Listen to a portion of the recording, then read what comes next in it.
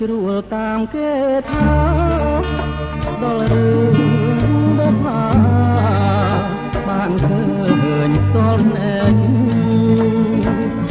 ការីក្នុងចិត្តកើតមានណែមានក្លិនចំឡាយ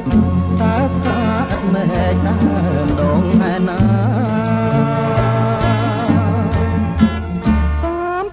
បុប្ផាជាឈ្មោះស្រស់ស្រីធ្វើឲ្យកវី